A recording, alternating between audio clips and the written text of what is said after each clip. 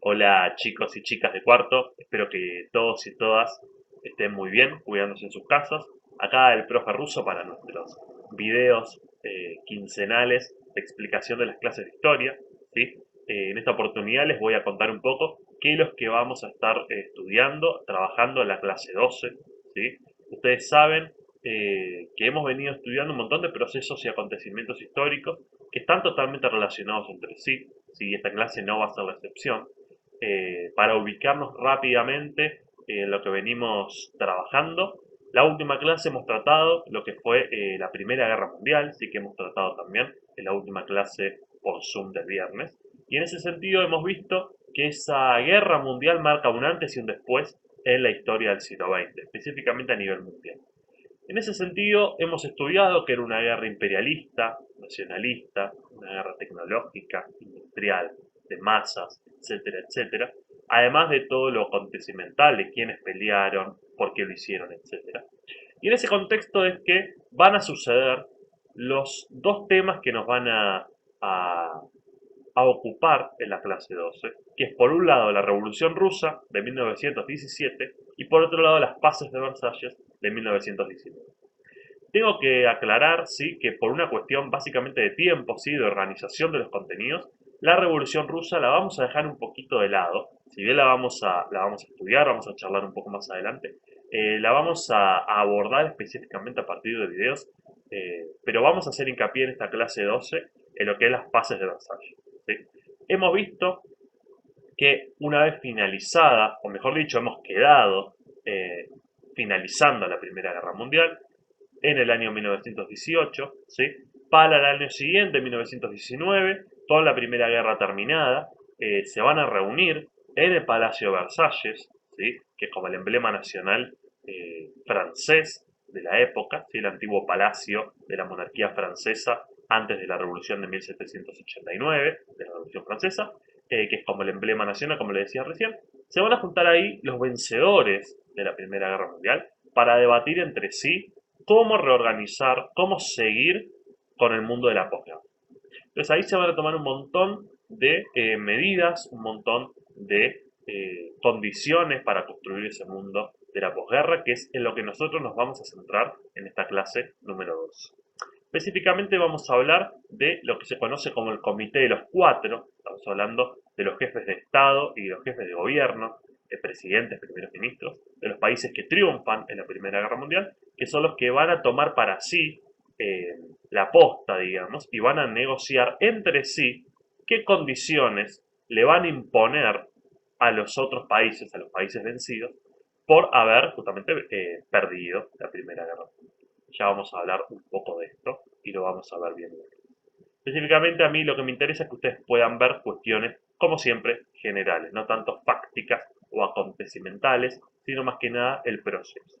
Específicamente que puedan ver cuáles son las diferencias al interior de ese grupo de los cuatro, qué diferencias había entre los países que habían triunfado en la Primera Guerra Mundial, qué, o mejor dicho, cuáles son las condiciones que se le imponen a los países vencidos, qué consecuencias trae esto para la historia mundial y específicamente qué sucede también con las colonias de los países derrotados. Así que son todas cuestiones que nosotros vamos a ir profundizando en esta clase. A mí me interesa que ustedes puedan entender también que estas negociaciones son negociaciones impuestas, es decir, se juntan los países vencedores, ni siquiera invitan a los países vencidos, y entre ellos, a partir de sus objetivos, terminan construyendo tratados, acuerdos o condiciones que se le imponen a los países vencidos.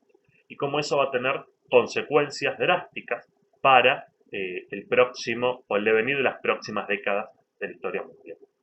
También, como les decía, vamos a hacer una breve mención, más que nada vamos a dejarlo un poquito de lado, pero igualmente lo vamos a nombrar, a lo que es la Revolución Rusa de 1917. ¿Sí? Ustedes saben, Rusia en esa época y hoy también, el país geográficamente más grande del mundo, que ocupa todo lo que es el norte de Asia y parte de Europa. Específicamente a principios del siglo XX, Rusia está gobernada por una monarquía absoluta, la autocracia zarista, así que incluso es teocrática, en la cual los zares, que son los emperadores rusos, gobiernan autoritariamente y tienen un poder absoluto sobre todas las Rusias, así como se la conocía en esa época. Con una economía muy retrasada, muy ligada incluso a las estructuras del feudalismo, a la cual había llegado hacía muy poco tiempo la revolución industrial, incluso también la cuestión del capitalismo, de la propiedad privada, etcétera, y con una organización social bastante desigual y bien polarizada, entre un grupito muy chiquito que poseía la mayor parte de las tierras y de la riqueza, y un grupo de personas que conforman las clases dominadas que básicamente viven explotados por esa clase dominante. En ese sentido, vamos a ver cómo Rusia vive a principios del siglo XX todo un proceso revolucionario que arranca en 1905, que se continúa en 1917, en febrero del 17, donde se produce la primera revolución en el contexto de la Primera Guerra Mundial. Recordemos que Rusia participa de la guerra y termina saliendo con la revolución eh, como uno de los motores de la revolución rusa.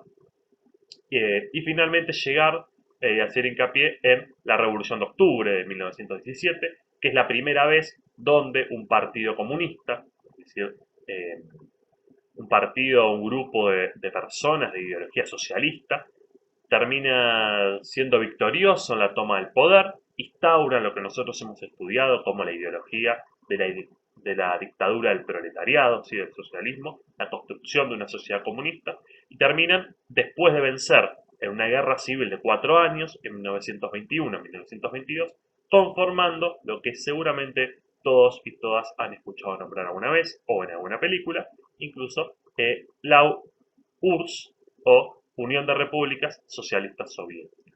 ¿Sí? De eso vamos a hablar un poco más adelante, pero vamos a ver la Revolución Rusa dejándola un poquito de lado, pero sí nombrándola, y esto más que nada obedece no a que sea menos importante que el tema de las paces de Versalles, sino más que nada a una cuestión de recorte y de acomodamiento, digamos, de temas, eh, teniendo en cuenta, ¿no?, que ya estamos cerca del fin de año. Y bueno, chicos y chicas, espero que estén todos muy bien, que se estén cuidando, que cualquier duda que tengan nos escriban, que los profes estamos para ayudarlos, para guiarlos en lo que podamos, teniendo en cuenta que estamos en la misma situación que ustedes, ¿sí? Encerrados en nuestras casas hace 6 años, eh, hace 6 meses, perdón.